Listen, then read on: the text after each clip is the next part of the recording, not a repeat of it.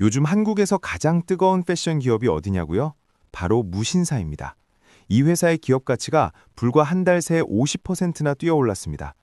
대체 무슨 일이 벌어지고 있는 걸까요?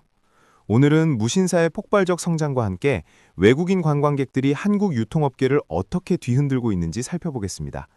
K-패션의 새로운 시대가 열리고 있는데요. 먼저 충격적인 숫자부터 보시죠. 무신사의 장외 시가총액이 4조 원에서 6조 원으로 단 한 달 만에 2조 원이나 늘었습니다. 비상장 기업에서는 이례적인 상승폭이에요. 증권플러스 비상장 거래 플랫폼에서 무신사 주가는 지난해 12월 2만 원 수준에서 이달 한때 3만 2천 원을 돌파했습니다. 하루 거래량만 1만 주를 넘기고 있어요. 이런 급등의 배경에는 IPO에 대한 기대감이 자리 잡고 있습니다. 무신사는 한국투자증권, KB증권, 시티, JP모건을 주관사로 선정하고 상장 준비에 본격 돌입했거든요. 무신사가 제시한 목표 기업 가치는 무려 10조 원 이상입니다. 현재 6조 원대에서 출발해 10조 원을 향해 달려가고 있는 셈이죠. 투자자들이 베팅을 시작한 겁니다. 하지만 10조 원이 정말 현실적인 목표일까요? 일각에서는 과도한 밸류에이션이라는 지적도 나왔습니다. 그렇다면 무신사의 실적은 어떨까요? 무신사는 지난해 약 1조 5천억 원의 매출을 기록했습니다. 2024년 1조 2,400억 원에서 20% 넘게 성장한 수치예요. 영업이익도 1,028억 원에서 1,200억 원으로 늘었습니다. 특히 주목할 부분은 영업이익률인데요. 8% 수준을 유지하고 있습니다. 이게 왜 대단하냐면 이커머스 기업들은 대부분 확장 과정에서 적자를 감수하거든요.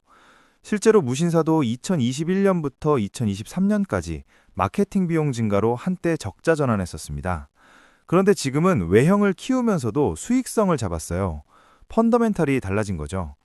무신사의 성장 엔진은 크게 두 가지입니다. 첫 번째는 해외 진출이에요. 2022년 글로벌 스토어를 출시한 이후 일본과 동남아에서 거래액이 연평균 260%씩 폭증하고 있습니다. 특히 지난해에는 중국 최대 패션 기업 안타스포츠와 손잡고 중국 시장에 도전장을 냈습니다. 상하이에 오프라인 매장을 열었고 올해 안에 10곳 이상으로 늘릴 계획이에요. 두 번째 성장 엔진은 사업 다각화입니다. 화장품 전문 플랫폼 무신사 뷰티, 신발 편집숍 무신사 킥스를 잇따라 출범했어요. 여기에 무신사 유즈드 상표까지 출원했는데요. 중고품 플랫폼 시장까지 노리고 있다는 신호입니다. 패션을 넘어 라이프 스타일이 전반으로 확장하고 있는 거죠. 재무적 투자자들 사이에서는 긍정적인 평가가 나옵니다. 글로벌 진출과 사업 다각화가 성과를 내면서도 이익률을 유지하고 있다는 점이 높은 점수를 받고 있어요. 하지만 쉽지 않은 도전도 있습니다. 중국에서는 유니클로 같은 글로벌 SPA 브랜드와 정면 승부를 벌여야 해요. 난징동루 번화가의 2호점 개설도 준비 중인데 경쟁이 만만치 않을 겁니다. 무신사 킥스는 일본의 ABC마트와 경쟁해야 하고 무신사 뷰티는 국내 오프라인 시장을 장악한 올리브영과 충돌이 불가피합니다. 갈 길이 멀어요. 업계 관계자는 무신사만의 브랜드 정체성을 어필하는 게 관건이라며 초기 관심을 얼마나 지속시키느냐가 중요하다고 평가했습니다. 그런데 무신사의 성장 배경에는 더 큰 그림이 있습니다. 바로 K-패션과 K-뷰티를 찾는 외국인 관광객의 폭발적 증가예요. 지난해 한국을 찾은 외국인 관광객은 1,850만 명입니다. 전년 대비 14%나 늘었어요. 역대 최고 수준이고 올해는 2천만 명을 돌파할 것으로 전망됩니다. 이들의 씀씀이가 어마어마합니다. 롯데백화점 본점의 외국인 매출은 전년 대비 40% 증가했고 신세계백화점 본점은 무려 82%나 뛰었습니다. 백화점 전체 매출에서 외국인이 차지하는 비중도 급증했는데요. 신세계 본점과 강남점은 각각 18.5%, 17.7%를 기록했어요. 손님 10명 중 2명이 외국인인 셈이죠.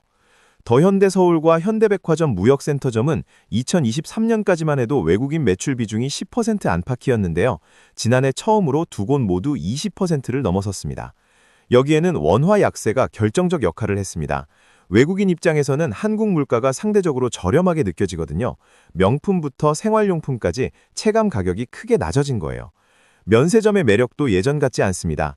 달러 기준 가격이라 환율상 이점이 줄었거든요. 대신 즉시 환급과 할인이 가능한 백화점이 새로운 쇼핑 채널로 떠올랐습니다.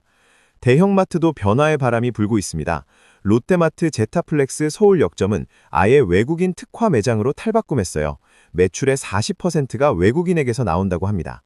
무료 짐 보관 서비스, 캐리어 포장대, 외화 환전기, 무인 환급기까지 K-쇼핑의 거점으로 완전히 바뀐 거죠. 유통업계는 외국인 잡기에 총력을 기울이고 있습니다. 롯데백화점은 AI 통역 서비스를 도입했고 신세계는 외국인 전용 할인 프로모션을 진행 중이에요.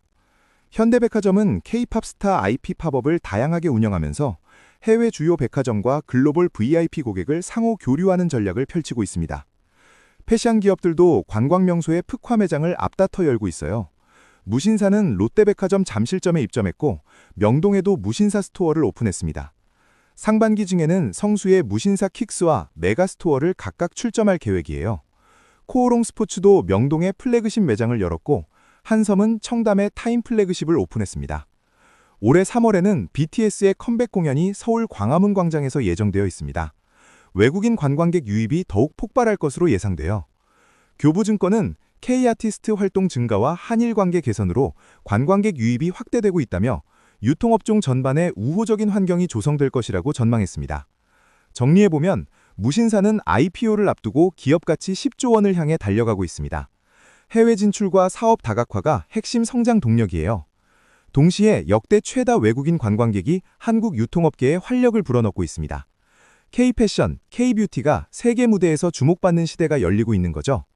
무신사의 IPO 성공 여부와 K-패션의 글로벌 확장, 앞으로도 계속 주시해야 할 주제입니다. 오늘 영상이 도움이 됐다면 구독과 좋아요 부탁드려요.